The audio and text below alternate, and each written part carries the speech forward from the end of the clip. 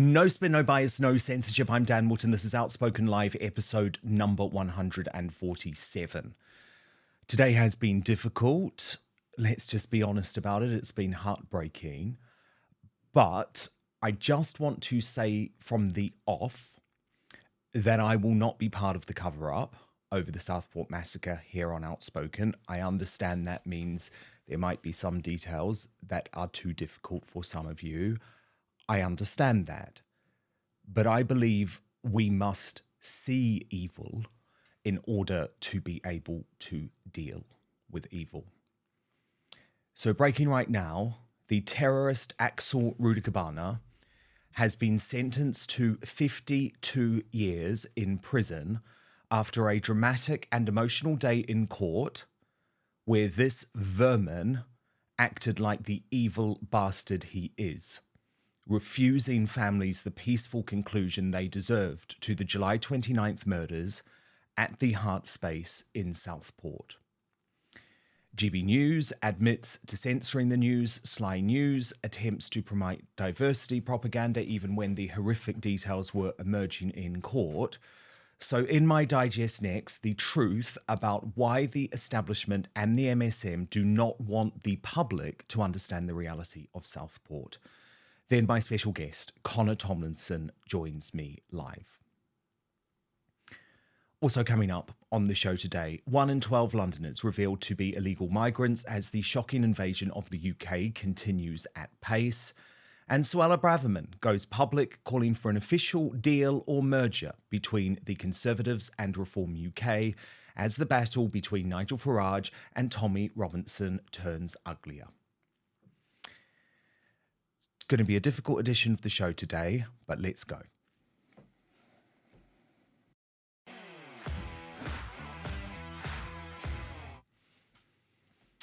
Sometimes a crime is so barbaric, so horrifying, so subhuman, that it has the ability to change a nation forever.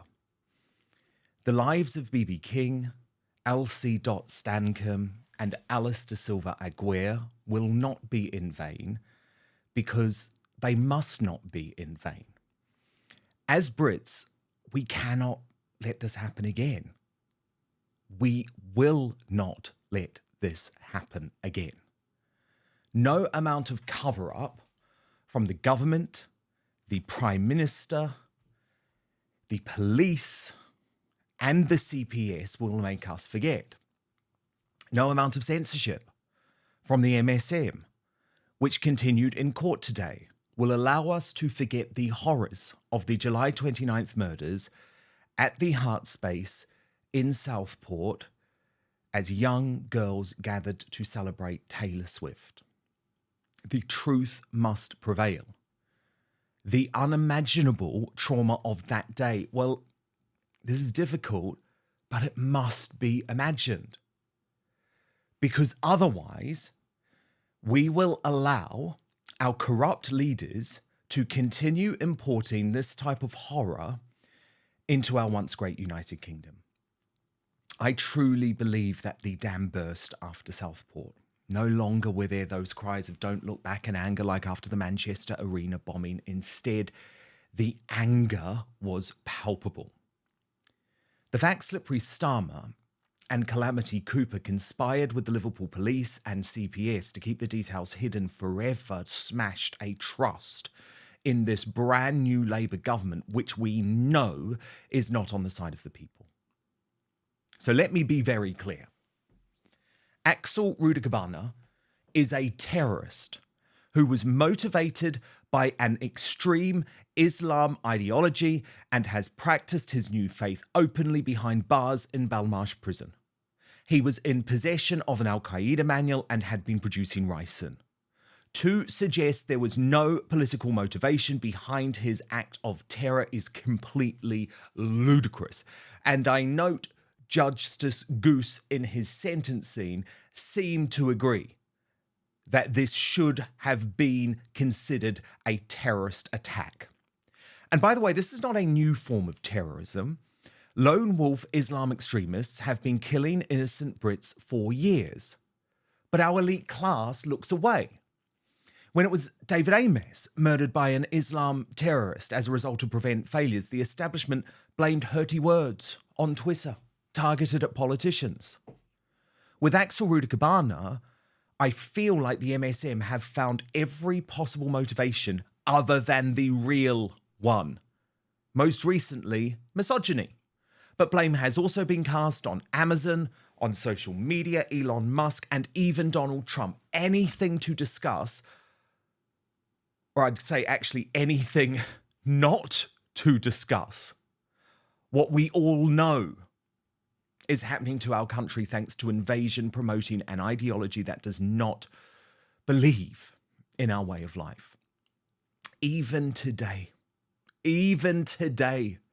Sly News decided to spread its permanent message of diversity being our strength outside of court.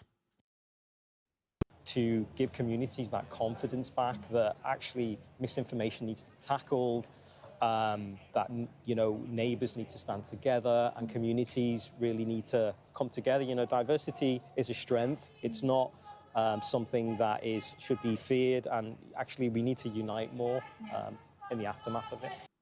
Then they blamed everything else.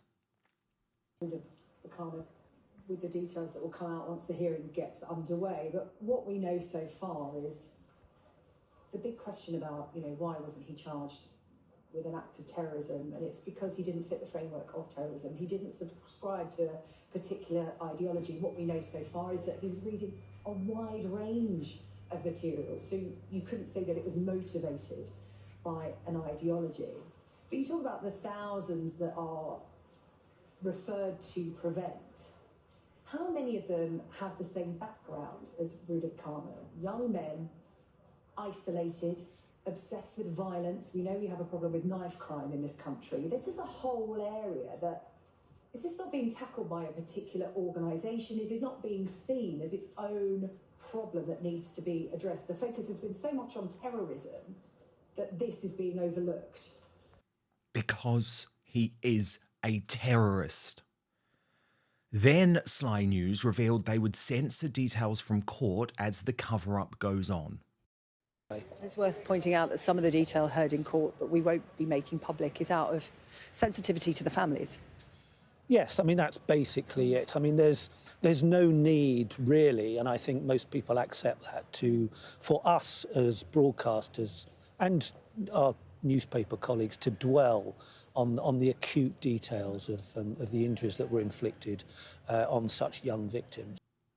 Even GB News did the same. It is incredibly graphic, and we've taken the decision here on GB News not to go into a great deal of detail about exactly what this man did inside that building and what he did to those young girls and the two adults. Suffice to say, it was an absolutely horrific event that unfolded that, of course, we know resulted in the murders of those three young girls.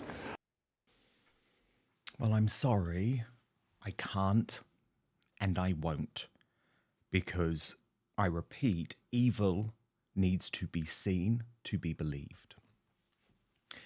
So today, Rudakubana shouted like a little baby in court. He was a coward till the end.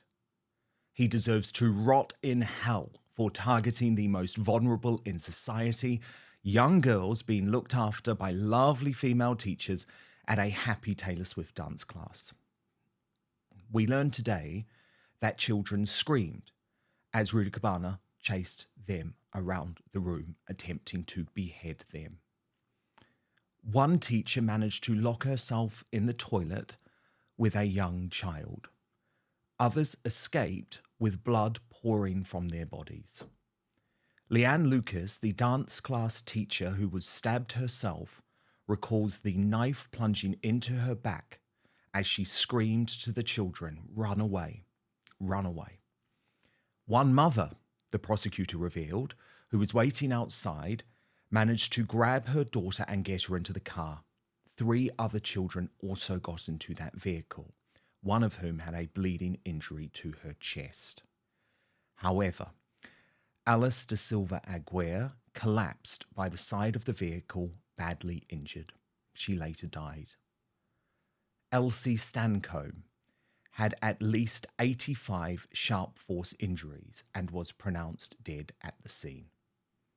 B.B. King suffered at least 122 sharp force injuries. One survivor was stabbed 32 times. She was seen on CCTV being pulled back into the building by Rudakubana, having almost escaped.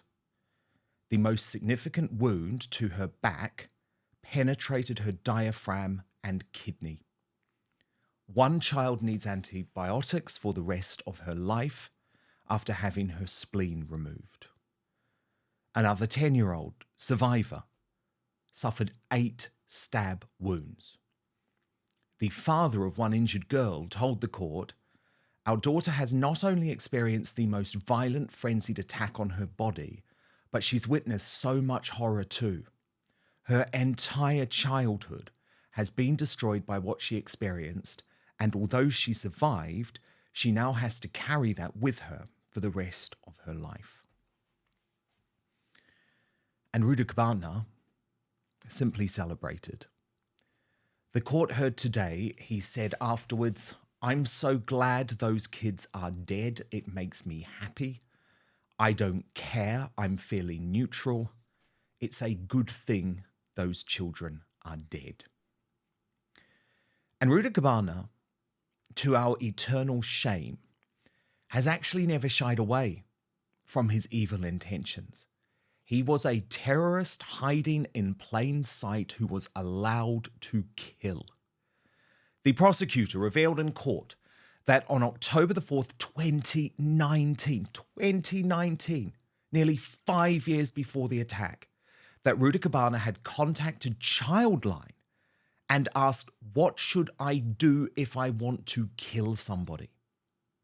He then brought a knife to school 10 times. That same month, he was asked why he had done so, and he replied matter-of-factly, "To use it." I repeat, he was a terrorist hiding in plain sight who was allowed to kill. There were 3 referrals to prevent. In November 2019, one was made because the defendant had been researching school shootings during an information technology class. In February 2021, another referral made following reports that he had uploaded to Instagram 2 images of Colonel Gaddafi. And in April 2021, a referral made because he had been found researching the London Bridge terror attack. The victim impact statements today were heartbreaking and tragic. Leanne, the hero dance teacher, read her own, saying, "There was a long period of time after the incident where I felt I had no trust in society. For Alice, Elsie, BB, and the surviving girls, I'm surviving for you." A 14-year-old survivor told the court via video link, "Give me a reason for what you did. Arming yourself with a weapon and stabbing children. I hope you spend the rest of your life knowing we think you're a coward." Alice's parents said, "We kept our hopes up every second during Alice's 14-hour fight. But once she had lost her fight, we lost our lives. Our life went with her. He took us too. 6 months of continuous pain and a lifetime sentence. That's what we got then and the life we live now. Our dream girl has been taken away in such a horrible, undeserving way that it shattered our souls." And I'll finish by sharing the words of Jenny Stancombe, the mother of murdered 7-year-old Elsie Stancombe, which was read by the prosecutor, saying the family had lost their best friend through an act of pure evil. And then Elsie's mum added, "You deliberately chose that place, fully aware that there would be no parents present, fully aware that those girls were vulnerable and unable to protect themselves. This was not an act of impulse, it was premeditated. You chose that place, that time, and those circumstances, knowing that when we arrived, all we would see was the aftermath of the devastation caused. We were robbed of the opportunity to protect our girls. If we had been there, this would never have happened, and the outcome would have been vastly different. What you did was not only cruel and pure evil, it was the act of a coward. Now, let me bring in Connor Tomlinson.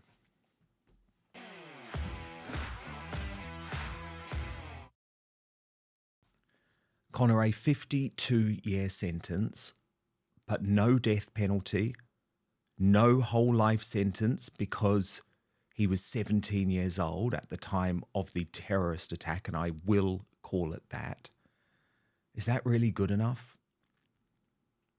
No, the prospect that this monster, who is incapable of remorse and relished in the murder of 3 children and the attempted murder of many more, the prospect that he can get out even age 70 is an injustice to the families, because those grieving parents, they will grow old, their children will not, but they will grow old paying taxes and abiding by the law, while this man is housed with bed and board, and he can consort with all sorts of other freaks inside the walls of whatever dark oubliette that is not torturous enough for him that they decide to house him in. I think it's an injustice visited on the families that he is even still alive and they must pay for it. And that's why I've seen calls by Rupert Lowe, Lee Anderson, and even Suella Braverman reconsidering her anti-death penalty position to return the death penalty and give it to Rudakubana. I think if there was ever a worthy candidate, it's him. And I've seen people suggest that Reform get on promoting the idea of a vote in Parliament on it, because we used to have an annual referendum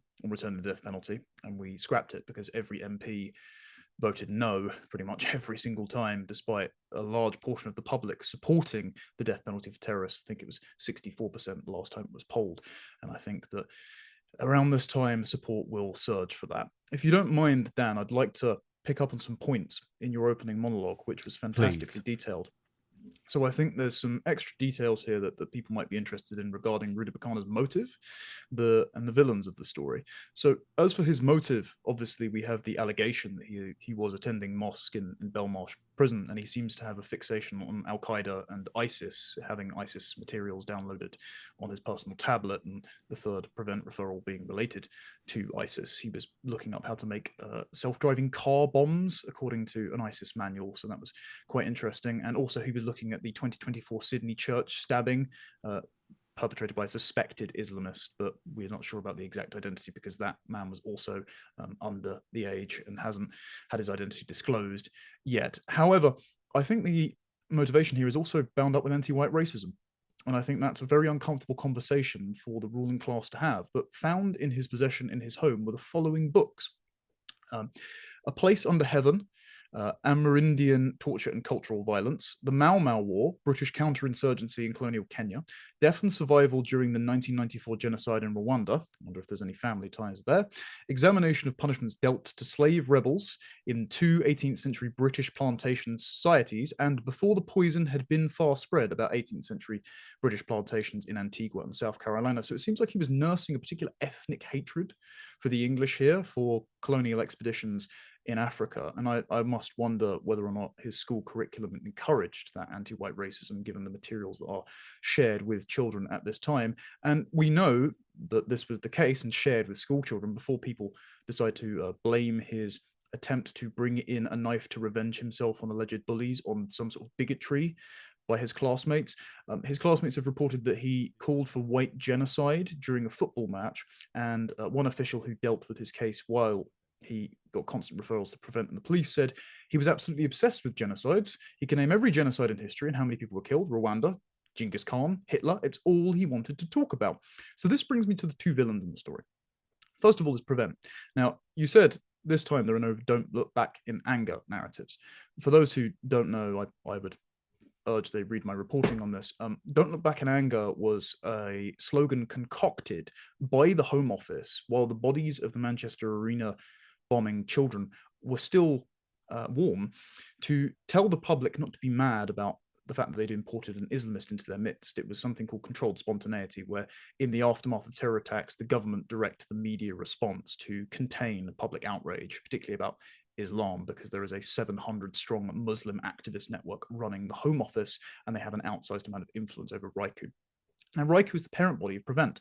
Of course, he was referred to Prevent 3 times, and Prevent thought that he didn't meet the criteria for terrorism because he didn't have a clearly defined ideology, and he was just obsessed with nebulous violence. Now, this has become the majority of Prevent referrals. It's about 50%, according to William Shawcross's report.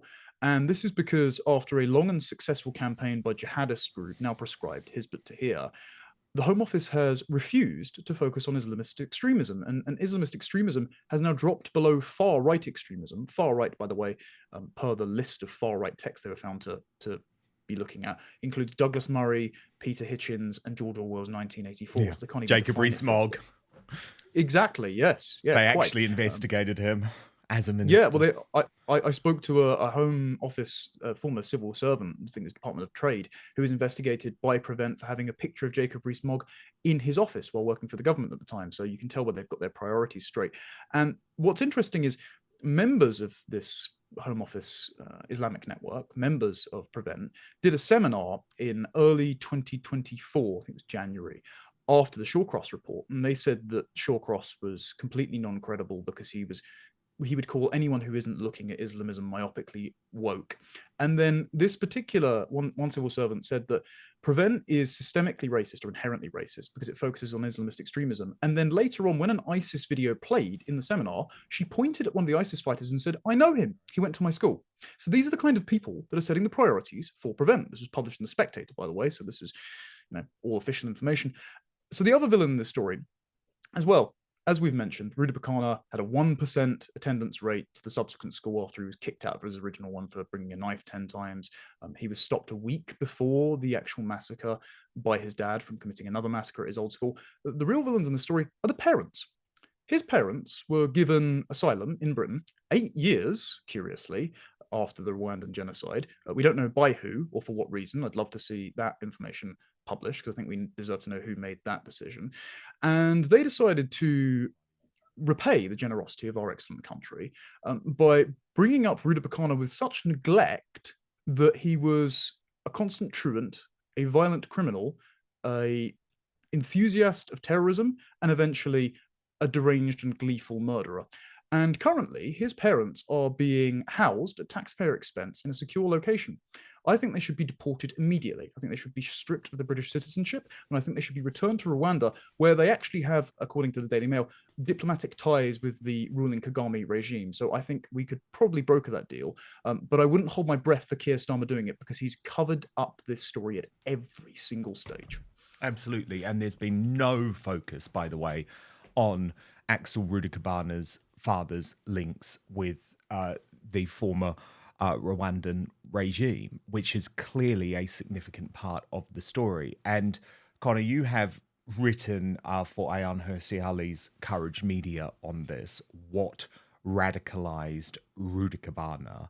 And I think it is fascinating. I think you're completely right to say that the mainstream media are looking away from those obvious points. And those obvious points are, yes, anti-white racism, and yes, also an Islam extremism motive. But what was so shocking today, and we'll take a look at a clip that you pointed out on X, but I want you to set it up first, is that the mainstream media that had already admitted that they were going to censor the trial decided to bring on the executive from the Liverpool Muslim Council to say what? Yes, this was Tawhid Islam, a name that almost feels like a sick joke, a man that they brought on during the Southport riots to say that, oh, I'm so fearful of the broader Southport community now because they might be Islamophobic, because of course Muslims are the real victims in the murder of these girls. And he decided to say two things. He said, why are we talking about terrorism when this is really just about male violence against women? And then he went on to say, of all days, this diversity is our strength. Well, let's have a look at that, Connor. I mean, it's hard to believe that this interview took place as the evidence was being delivered inside the Liverpool Crown Court. But look at this, it did happen. Sees that confidence back, that actually misinformation needs to be tackled, that, you know, neighbours need to stand together and communities really need to come together. You know, diversity is a strength. It's not something that should be feared, and actually we need to unite more. So it's all the same stuff, Connor. Yeah, it's not to be feared. Tell that to Elsie, Alice, and Bibi. Bibi was nearly decapitated, by the way. So this is just the most grotesque sort of thought. But he wasn't finished. But he wasn't finished there, Connor, because you actually discovered another clip of this madness. And by the way, this was even after people had pointed out to Sly News, what the hell are you doing giving this guy a platform today? Watch this. And you raised it before we began speaking here live on air, that this was an act of violence against girls, girls and young women. And that needs to be talked about more, because we talk about, was this terrorism, was this not terrorism? This was violence against women and girls, which in the main, and we talk about it so much here on Sky News, needs to be taken more seriously. It does, and I feel that it's not being talked about enough. He did target a girls' dance class, and we hear more and more in the media about violence against women and this perpetuation of violence against women. And why aren't we having serious discussions about that? Like you're saying, you know, we're talking about... Why does it have to be classed as terrorism exactly, for it to be dealt with appropriately? Exactly. Why are we talking about terrorism and extremism all the time? Why aren't we talking about why was a girls' dance class targeted? Why are women being targeted? And why are some of the most violent acts being committed against women across all communities? And that discussion doesn't seem to be being had at the moment, and it's worrying that this is being allowed to just play out in a way that isn't getting to the fundamentals of what happened. That's who he targeted, and it needs to be talked about openly, and hard questions need to be asked. Connor, why on earth are we talking about extremism? Why on earth are we talking about terrorism? I mean, to give a man like that the platform on a day like this, I'm sorry, it shows how corrupted our media have become. I've been so furious watching all of the reports on the British Bashing Corporation as well, saying, oh no, there was absolutely no sign of motive.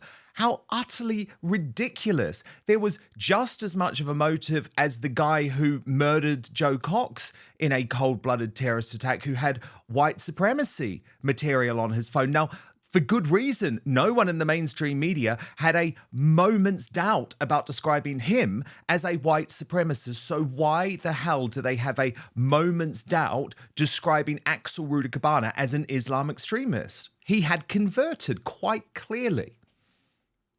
I think the moment of doubt is purposeful. This reeks again of Raiku's controlled spontaneity, because anytime there is a terror attack, for example, the 2017 London Bridge attack that Rudakubana became fixated on, they bust out 100 imams to the site to read off a declaration that this had nothing to do with the religion of peace.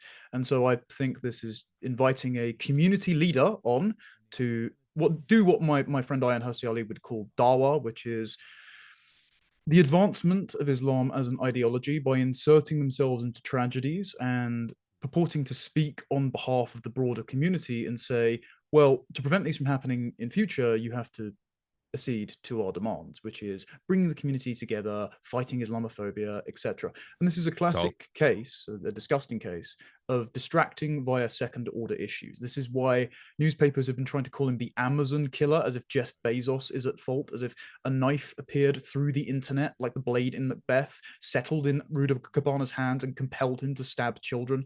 They've been trying to say it's online harms, as they did with David Amos's murder, when purportedly his friends, MPs, got up the next day and didn't blame the Islamist extremist Ali Harbi Ali, who, again, Prevent failed to follow up after one meeting. Instead, they decided David's law should be passed, cracking down on mean tweets as if he'd been killed by an email. And we're seeing the exact same thing go on here. And now they want to move it onto the safer ground of, well, it's just men versus women. And it feeds into the contemptible, man-hating feminist ideology of the likes of Yvette Cooper and Jess Phillips, who constantly would prefer to demonize all men, because if they were to talk about which men are more likely to commit these heinous crimes against women, well, it would be very uncomfortable for their politically correct multicultural narrative now, wouldn't it?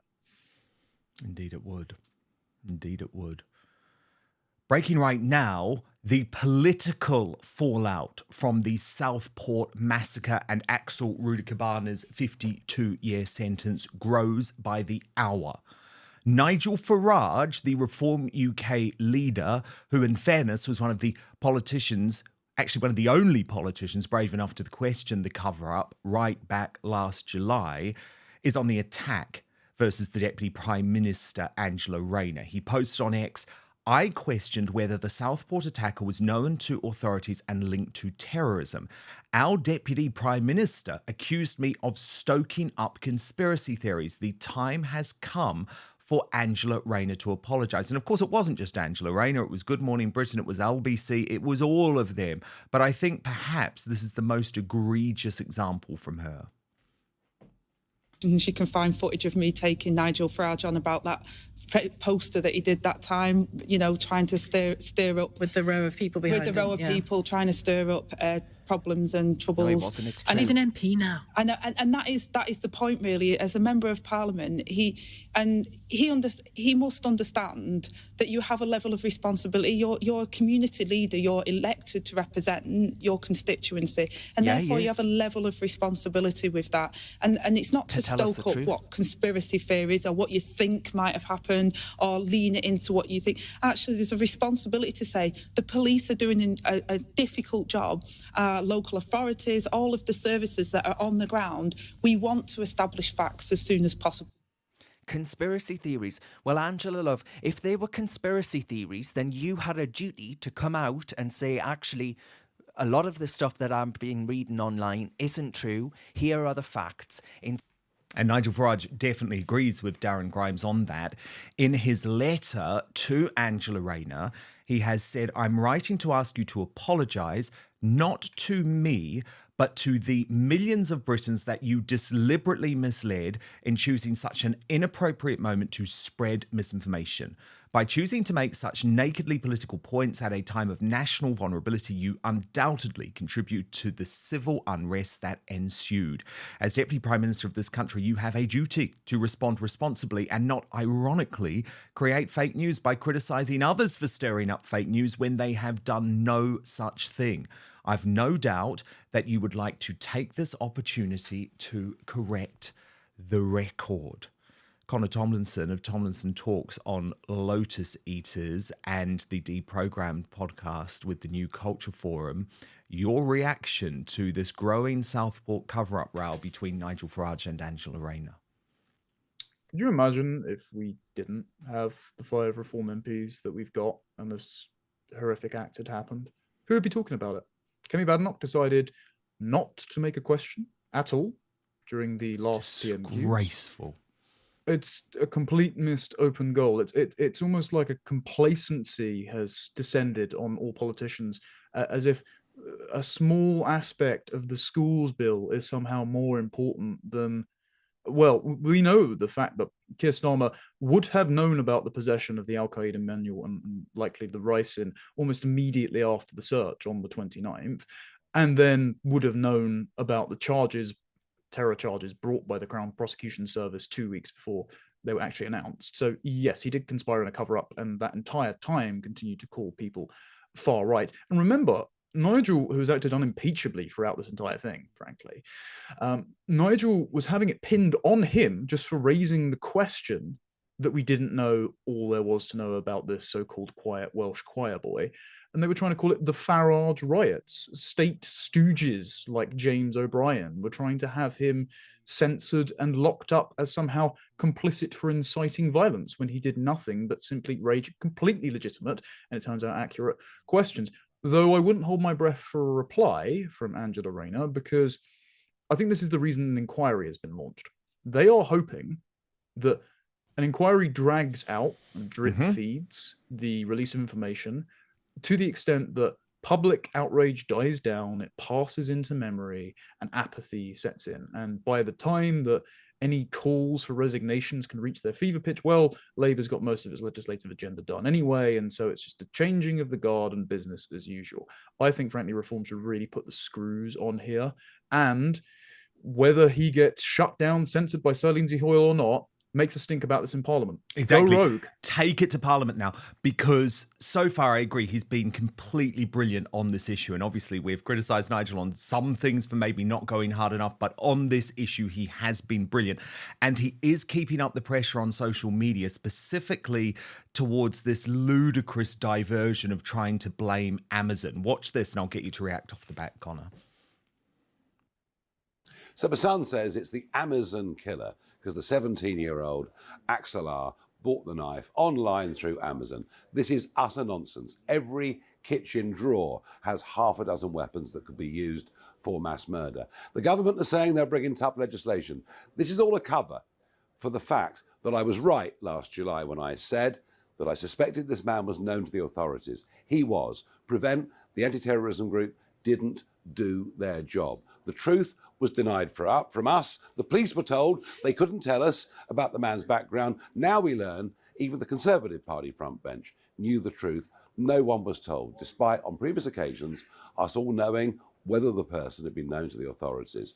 This murderer is a terrorist, even if Keir Starmer won't call him it. And frankly, what we're seeing is one of the biggest cover-ups in the history of our country. We're living in two-tier Britain. It's a disgrace, and I'm going to fight against it hard. And I just say to that, Connor, I just say here. Literally, good work. Thank God we have reform in Parliament. I completely agree with you. Very much so. It's very important to notice that housewives, Boy Scouts, and Sikhs don't go on mass stabbing sprees despite having a bladed article to hand at all times.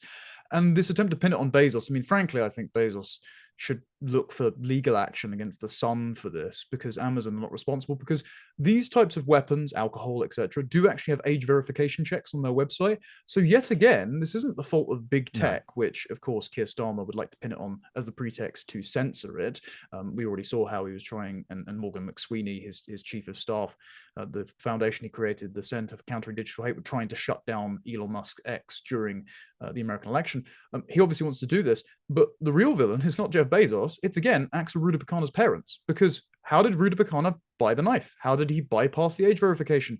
Whose debit or credit card did he use? Their negligence got these children killed, and yet again they should be deported. And should there be other criminal charges potentially? Because again, what I hate in this case is the complete cone of silence. I mean, let's just assume, Connor, let's assume his parents were the good guys here and they had reported him to the police multiple times. I mean, we know the police were at his house at least 5 times. Then tell us, if these parents were actually heroes of the peace in some way, tell us.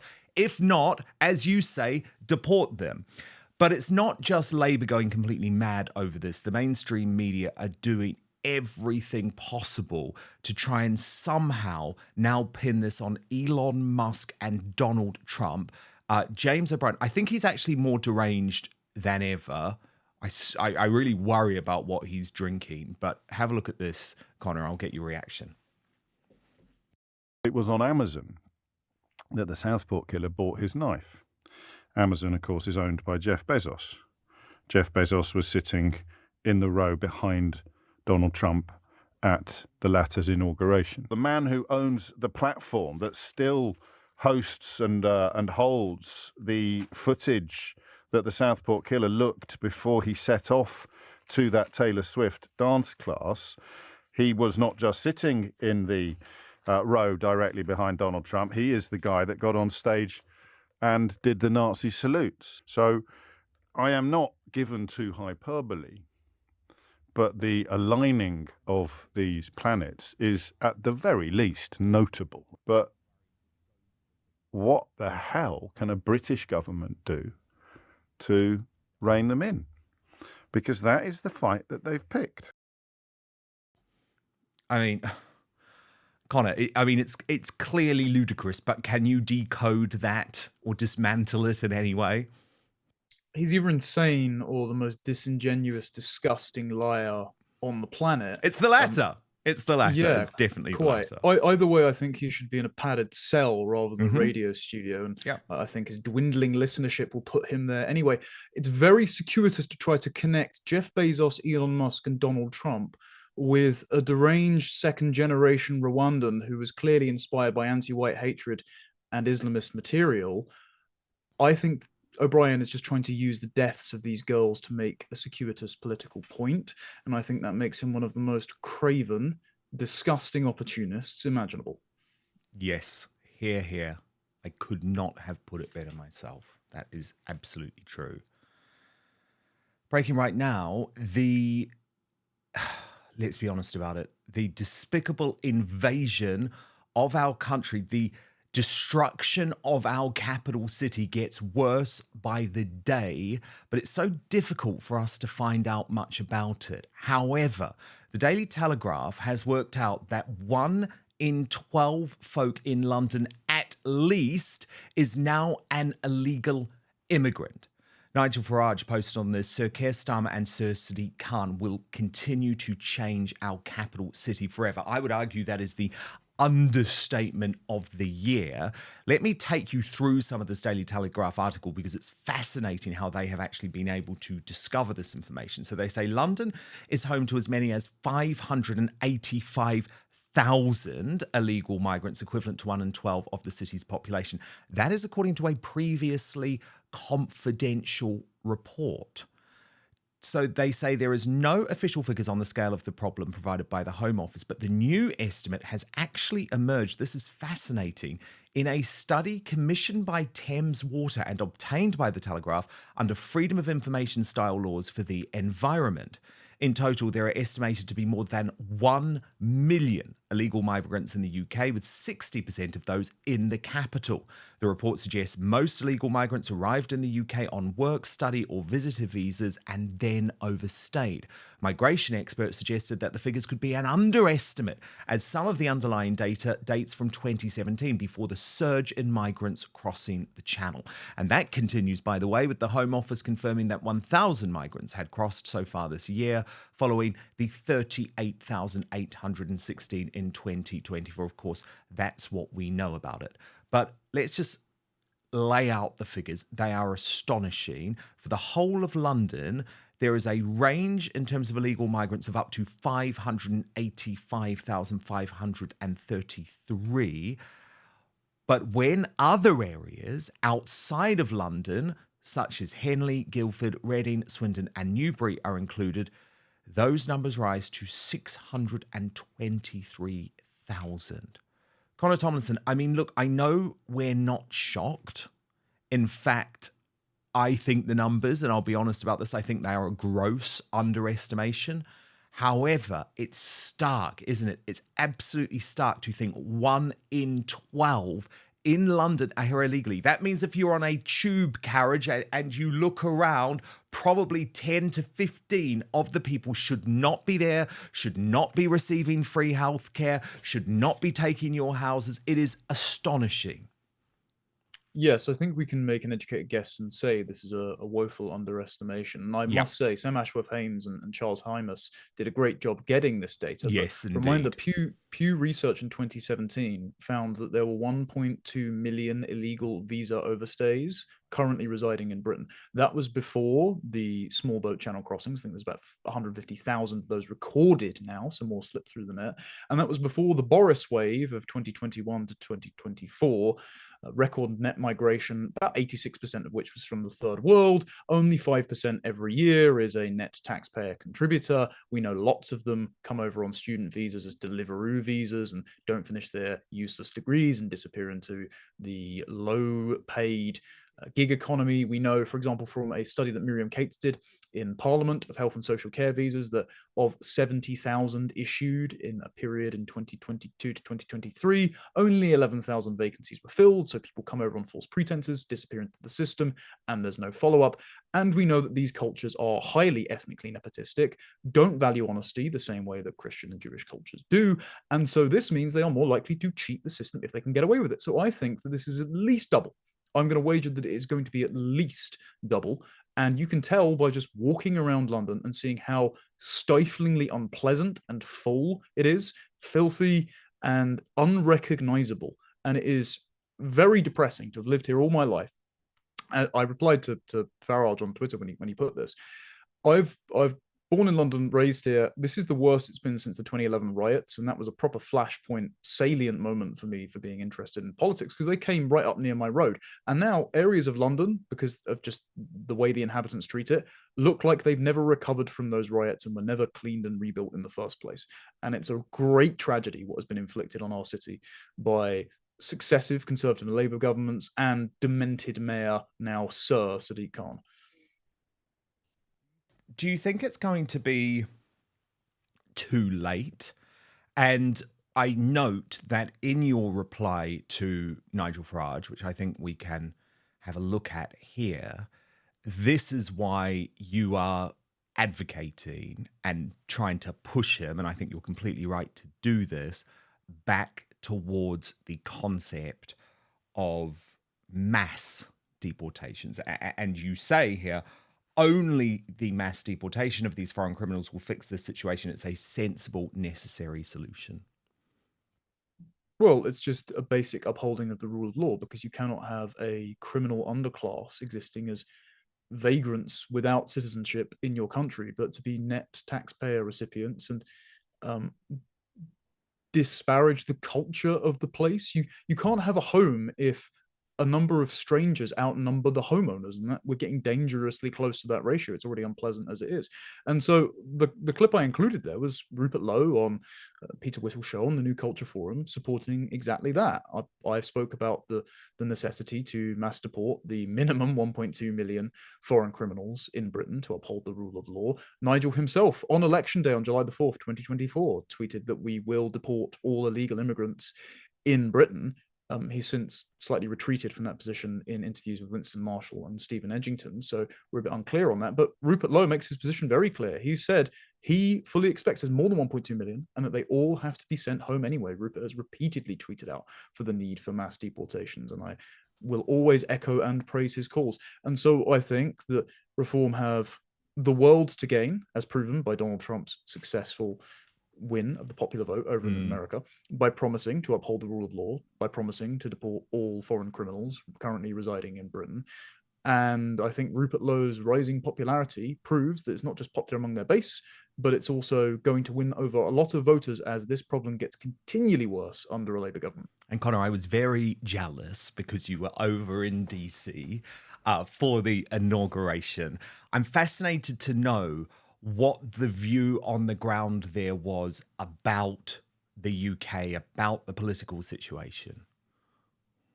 Every American politico I spoke to regarded the UK as if the motherland has been lost. They look towards us with great affinity. Of course, they joke about us being redcoats and chucking tea in the harbour. But America was founded by Englishmen on the ideals of Englishmen. It's why they thought they were so self-evident. Their First Amendment existed to stop the denominational Christian wars from the homeland that the Puritan settlers fled on the Mayflower. So it's bound up with Englishness, Britishness more broadly, of course. And so they see what's happening to us as the Iron Curtain descends around us, as we are the only despotically left-wing government in a Europe that is abandoning those suicidal policies, and an America where Trumpism is in the ascendant. I mean, in all of my visits there in the last few years, I didn't see one MAGA hat during Washington walking around Washington, D.C. People are now wearing them in airports. They're walking down the street in them. They're smiling at one another in them. It's like a new and renewed confidence to step out of the political closet has happened. Like many political people, I sort of poll my taxi drivers. And when I spoke to all the Uber drivers that I used during my time there, they were all immigrants. They were all Trump voters.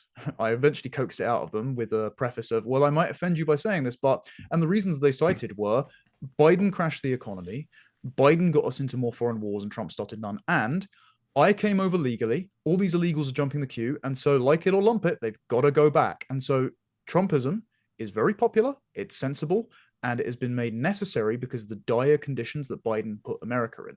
And I think, much like when America sneezes, Europe catches a cold, I think some of those policies will cross-pollinate over the pond to us, and eventually, I think reform will feel emboldened enough to adopt them, and I look forward to the day that they do. Bring it on. And in fact, Connor, stand by, because in just 1 minute, I want to talk to you about this new call from Suella Braverman, who was obviously in Washington, D.C., meeting up with Nigel Farage, this new call to unite the right with an official pact, or perhaps even a merger between Reform UK and the Conservative Party.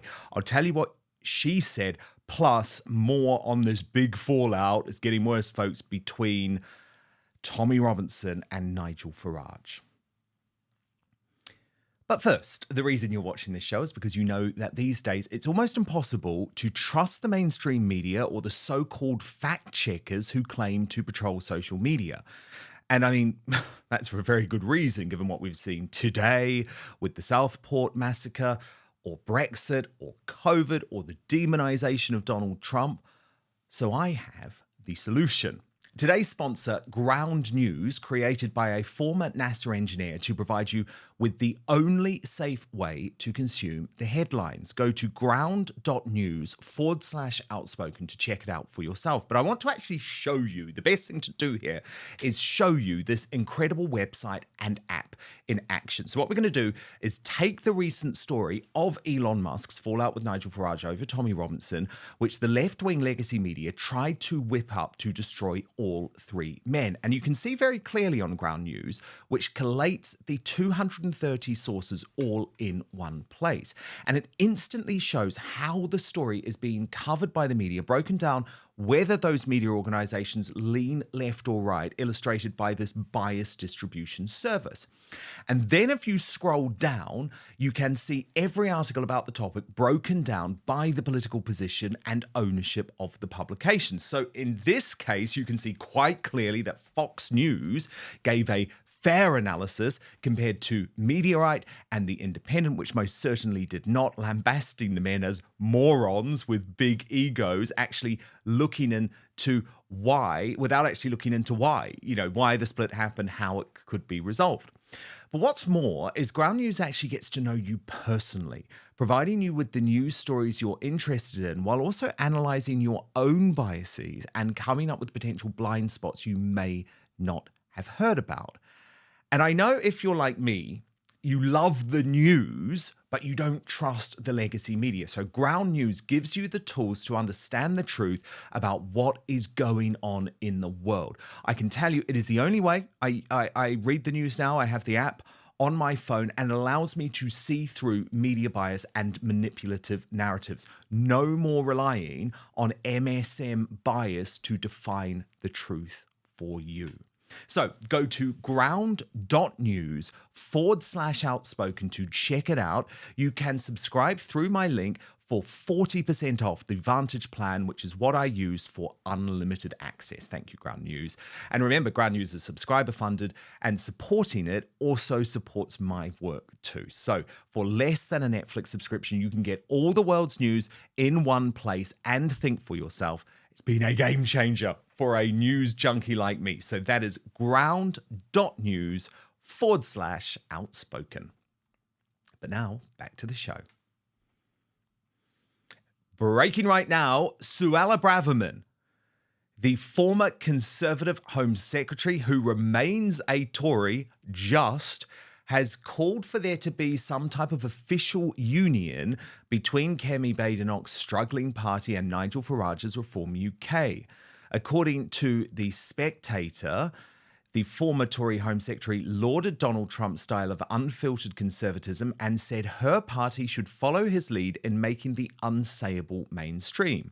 She insisted the formula to beat Labour involved the Tories and Reform working together. And this is what she said. She said, "I like Nigel Farage," before stressing there isn't enough space in British politics for two conservative parties. She added, "We do need to unite the right. We need to come to some kind of accommodation. I don't know what the precise form looks like, whether that is a merger, whether that is a coalition, whether that is a supply and confidence agreement, whether that is a non-aggression pact. I don't know what it looks like. In general, I am in favour of unifying the right." Now, perhaps it's not a surprise she says this, given Reform's membership has now surpassed the Tories, and her own husband, a really great guy, Suella Braverman, has also joined Reform UK, and there they both were with Nigel Farage in Washington, D.C. So look, Connor, I guess you're probably like me, I assume anyway, in thinking, oh, Suella, come on, you're such a good woman. Just get out, have the balls, have the bravery to just leave. But I have had private conversations with her about this, Connor, and I'm sure she won't mind me saying this. You know, the Conservative Party is in her blood. It's something she feels incredibly... Leaving is not such a simple option, I guess, is what I'm saying. Yes, again, I won't leak private conversations. I actually ran into Suella while I was out there, so it was very nice to see her again. Similar sentiment was expressed. She's not the sort of person to just jump ship without good reason, let's put it. And she does have plenty of friends in Reform, and she's always stood firm on the fact, as I have, that the Conservatives persecuting Lee Anderson and kicking him out of the party for making obvious statements about Sadiq Khan's Islamist sympathetic career as a human rights lawyer was a great big mistake. And so, hey, maybe the teal waters look quite nice this time of year. I do caution against the idea of a Conservative Reform merger, though, at least under the jurisdiction of Kemi Badenoch, who has decided, rather than address her own unpopularity and inability to capitalize on obvious political opportunities, to complain, let's say privately, but then it got leaked anyway, so purposefully, about Liz Truss making noise about the fact that she was cooed out by the banks and the deep state. I have it on good authority that Badenoch is not going to get what she wants in terms of shutting Liz up. Liz has a tendency to make headlines. I think if Badenoch has that very contemptuous perspective towards the exact types of people that Reform should be embracing, it's unlikely that the Conservatives are going to be merging at this time. And frankly, I think it would behoove Reform to take a large amount of Conservative refugees anyway. I can name probably about 5 good MPs, Suella being one of them, that I think would be an asset for Reform to take in. But if Reform were to take in, for example, Priti Patel, the architect of the immigration policy which would have immiserated this country and who remains unapologetic about it, I think it would be disastrous for them, because they're trying to present as a non-establishment alternative to the uniparty which has wrecked this country. And so they need to avoid becoming a Conservative refugee camp in order to build a broad and credible coalition in order to set the country on a right track. And I do think Suella would be a good member of that. I just don't see her defecting anytime soon. No, not at this point. Then, of course, Connor, you've got the other big debate on the right that's going on. And this actually concerns the positioning of Reform UK and the fact that Elon Musk has pulled his support for Nigel Farage's leadership because of Nigel's position on Tommy Robinson. And what we don't know at this point is how much that's impacted Donald Trump's support of Nigel Farage. It is interesting, though, isn't it? He wasn't actually there at the inauguration. He didn't get the invite into the US Capitol. He would have been there, I should stress, if it was outside when there were a whole load more people who were going to be able to go.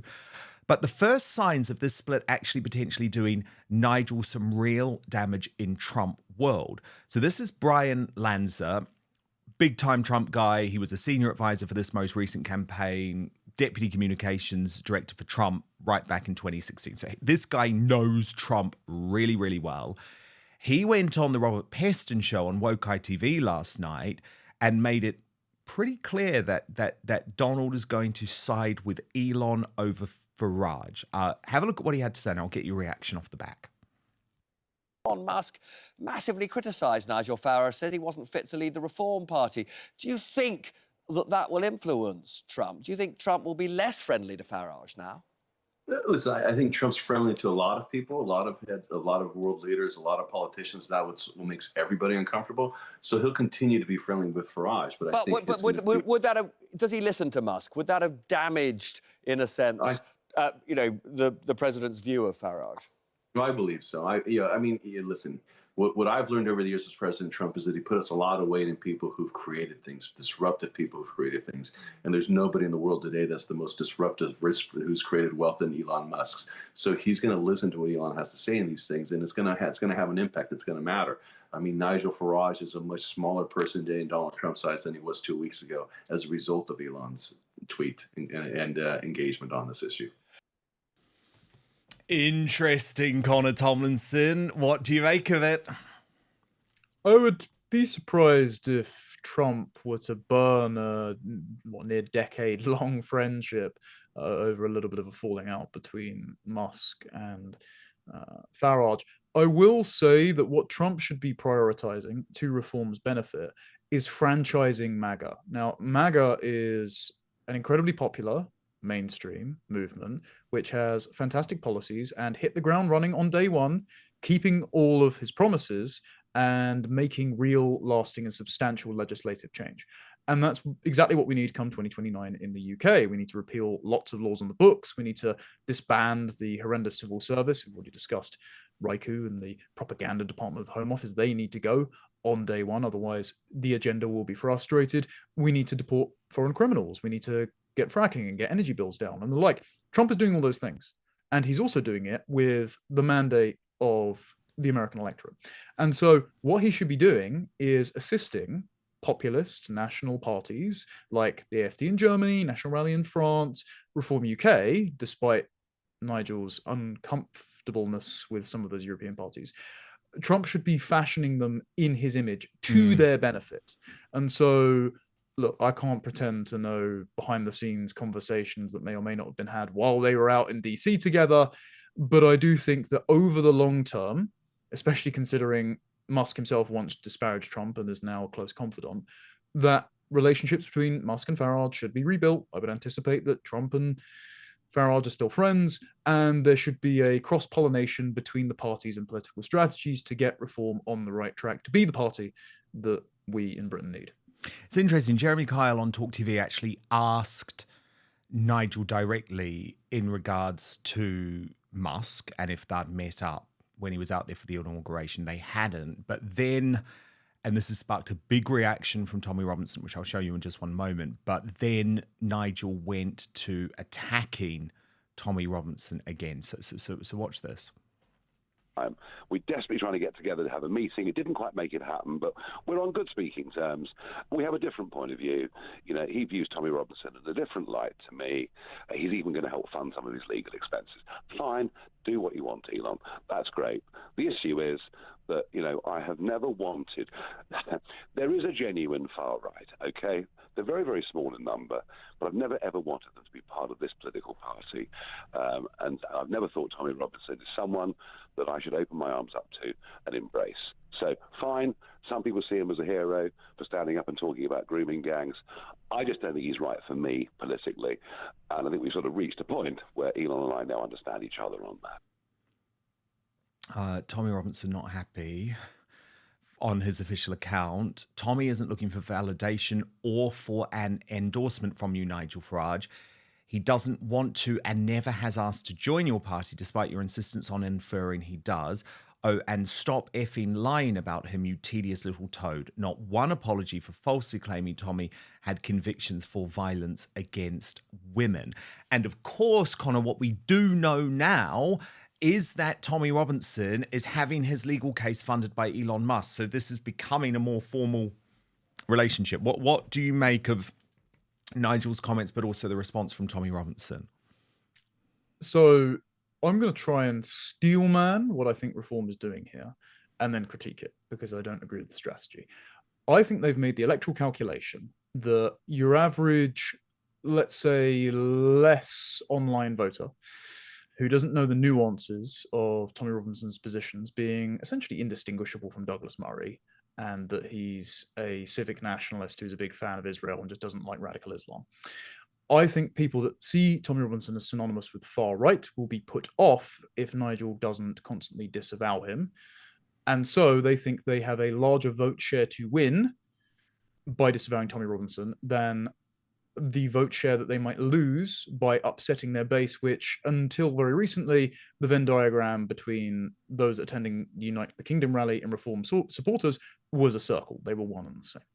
I think that strategy is misguided only because you don't need to bring up Tommy Robinson as a boogeyman on behalf of a hostile media who will hate you anyway, because Nigel at the moment is bringing Tommy Robinson up of his own volition. He didn't need to actually mention him in relation to Musk there unless Jeremy Kyle would have pressed him, for example. He didn't need to invoke the term far right, which then legitimates the narrative that the very hostile press will also level at him. Because if you use their terminology, you're buttressing their worldview, and their worldview would rather see you dead than victorious. Nigel, I'd very much like to see him victorious at this stage. And so all Nigel needs to do is, again, take the Douglas Murray line on this thing. All you need to say is the issues that made Tommy Robinson possible are only there because the British public have been betrayed by a political and a media establishment that has lied about mass immigration and multiculturalism. Reform has inherited this mess, and we will clean it up, and Tommy Robinson will no longer be necessary. And I think, frankly, Robinson himself would quite like to go back to a quiet life after his various stints of being in prison, with the country fixed and in a fit state, than be the topic of constant media scrutiny. Well, he so certainly doesn't. A wider strategy. Yeah, he certainly doesn't want to be part of a political movement.